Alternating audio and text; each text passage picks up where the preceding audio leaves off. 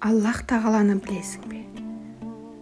Бір күні Аллахтың сүйген құлы Абдуллах ибн Мүбәрак жолда кетіп бара жатып, сонадайдан бір қора қой бағып жүрген баланы көзі шалады. Ішінен оған жан ашып, кішкентайынан мал бағып өссе, үлкейгенде Аллах тағалаға деген ғибадатын қалай орындамақ дейді. Сосын ойын жинап, қой, одан ол балаға Аллахты танытатын сабақ үйретіп кетейін дейді де, бақытын солай қарай бұрады. Жақындай келіп, балам-ау, Аллах тағаланы білесің бе деді. Бала да, құл қалайша өзінің есін білмейді екен деп шапшаң жауап қайыра қойды. Мұнан соң өзара сөздер жарасып, әңгімелері одан әрі былайша өрбіді. Ал айтшы, Аллах тағаланы қалайша білесің? Мына бағып жүрген қойларыма қарап білемін. Бұл қойларға қарап, оны қалай білесің? Байқасаңыз, мына бір қора қой шопансыз өздігінен жүре алмайды.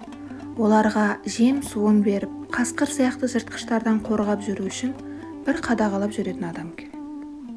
Осыған қарап, айнала қоршаған 18 мың ғалам, оның ішіндегі адамдар, жындар, жан-жануарлар, мына ұшып жүрген қанатты құстар бір қорғаушыға мұқтаж екенін білдім.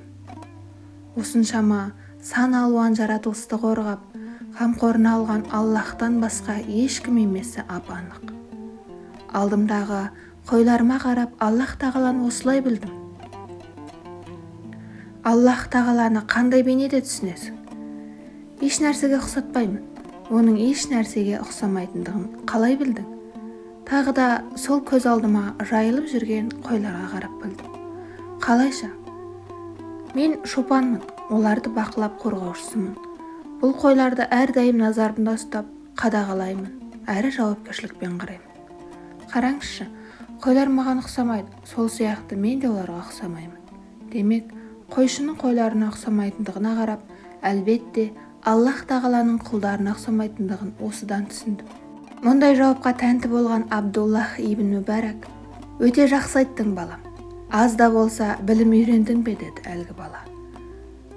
Мен мына сайын далада, сахарада жүріп қайдан білім алмақпын деп шынын айтады. Ал жарайды, басқа не үйрендің? 3 ілім үйрендім. Көңіл ілімі, тіл ілімі және дене ілімі. Бұлар не нәрсе? Мен білмейді екенмін. Сонда бала, көңіл ілімі деген мынау. Аллах маған жүрек берді және ол жерді кешірім мен махаббат орнатты. Сол үшін жүрегіммен оны танимын. Сол үшін жаратушының жақсы көргендеріне ол жерден орын беріп, жек көрген нәрселеріне орын бермеймін. Керек десеңіз, осындайлардан бойымды аулақ ұстаймын. Тіл ілімі дегенім мынау, маған тілді беріп, жаратушыны еске алып, есімдерін зікір ететін орын етті. Оның қызметі арқылы жаратушыны еске түсіретін сөздер айтып, ғайбат сөздерден оны қорғап, жаман сөздерден сақтану керек екенін көрсетті. Ал дене ілімі дегенім мынау. Аллах маған дене бітім берді және оны өзіне қызмет ету орны етті. Сондықтан оған қызмет болып саналатын сауапты игі істерді денеммен жасаймындағы қызметіме жарамайтын теріс әрекеттерден тал бойымды аулақ ұстаймын. Абдуллах ибн Мүбәрак дала кезіп қой баққан баланың жауабымен керемет айтқан ойлы сөздеріне шексіз ризашылығын білдіре келіп, ей балам, сенің маған үйреткендерің алғашқы әрі соңғы ілімдер. Сол үшін маған насихат айт деді. Қарғадай бала ол кісінің тегін емес екенін байқап, мырзам, ғалым екенсіз. Жүзіңізден байқалады. Егер ілімді Аллахтың разылығы үшін үйренген болсаңыз, адам баласынан қайтарымын талап етпеңіз. Керек болса, ол жағдайды күтпеңіз.